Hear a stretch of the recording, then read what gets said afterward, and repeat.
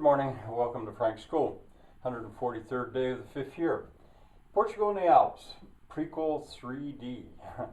This is still back in 1970. I'm, a little while, I've got quite a bit to say about this trip in 1970, still the Alps part. But in any case, and another thing, I'm not trying to tell you all about my travels of the past. I'm trying to keep in mind what would help to make your trip if you would go with me or alone. Anyway, Joyce and I rented a car and we headed north of Lisbon. That car, I was thinking about it, I think I remembered, it was a Morris Minor or a Morris Mini. It was this tiny little thing. You had the feeling that the engine must have been about what a sewing machine would have. Tiny, by far the smallest car I'd ever driven. Remind me a little bit of the Deux Chevaux. They were called in Senegal. I saw some of them, little tiny French cars.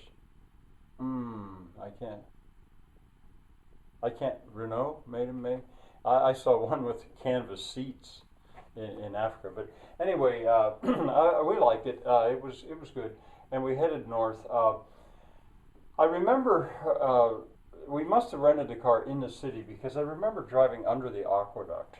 I had not studied about the aqueduct. I just driving along and I thought, whoa, look at that thing. I say QV because I think it was in 2013 when I was there with Shirley. After she had left, I had a day and I walked to see that aqueduct.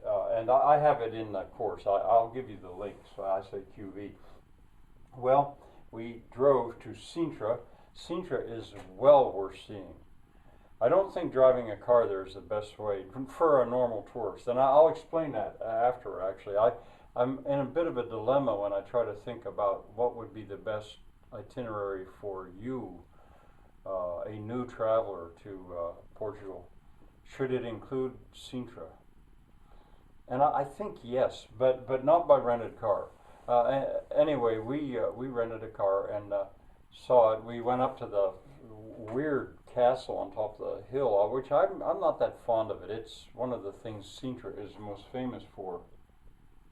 I have a guidebook here, but I don't think I can grab it off the shelf. But the National Palace, oh man. Well, I say QV because on several occasions, when I was there with Erica, that would be another year or two before that. I filmed it, not well, the palace, and then the town itself of Sintra. And this year with the Hawklings, while they went into the National Palace, I walked around the town. So I'll give you that link too, so you could see Sintra, the little town. Special, really worth the half a day that it would take to go out there. And I think if I were there by myself, I'd take a whole day with Sintra. Now, anyway, we continued the same day. We headed north along the coast. We visited a coastal town. I remember we drove down, and the coast of Portugal struck me as so similar in many ways to the coast of New England, which seemed a surprise. But I guess maybe the rocks are similar, and if you go far enough back in geological time, they were together or something. I don't know. I was a little surprised at how familiar that coast looked to my eye. We went down into a coastal town, probably had lunch or something, and I say it's like Nazaré. I tried to find it again in 2015 when I was traveling with both Hawklings, Shirley and Thomas. I thought maybe it was Nazaré.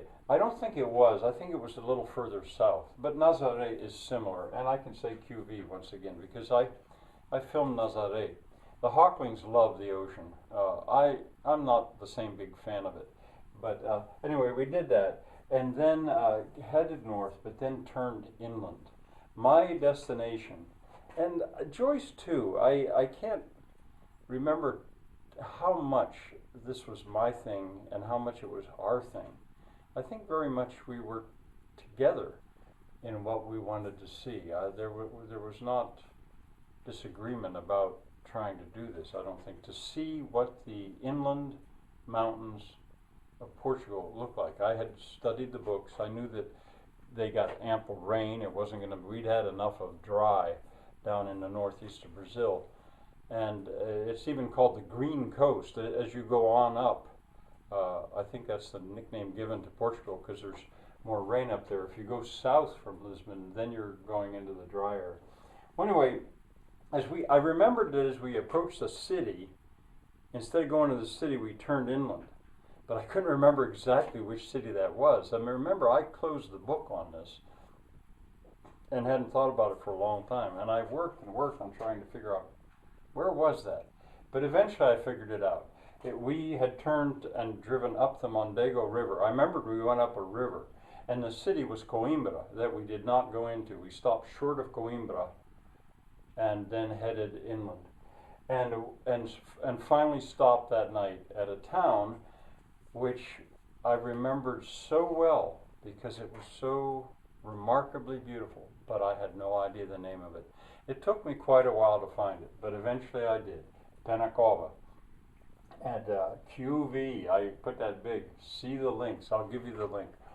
With the Hawklings, we did not stay in Penacova because, for one thing, I was not yet sure that that was the place until I saw it. We were staying in Coimbra and had a rented car. That was in 2015. Not me driving, Shirley driving. But anyway, Penacova. And it was remarkable. I mean, I don't know if I should say it was life-changing. It was formative to have been in Penacova and to have seen the way that little, it's not as bigger than a village, but the little town was. And I'd remembered how the church was, how the river was, how the valley was. I'd remembered those things, and that's what led me there. And then when I was finally there, I thought, aha, yes, this is it. Now this is 45, 46 years later, 40, and things had grown up a little bit, but not too much. And I remembered it. I even found the pension where Joyce and I had stayed. So what I would say now is I urge you to take a look at that other video of mine. I'll give you the link where I, with the Hawklings, I film walking around that delightful little town of Penacova. All right, bye for now.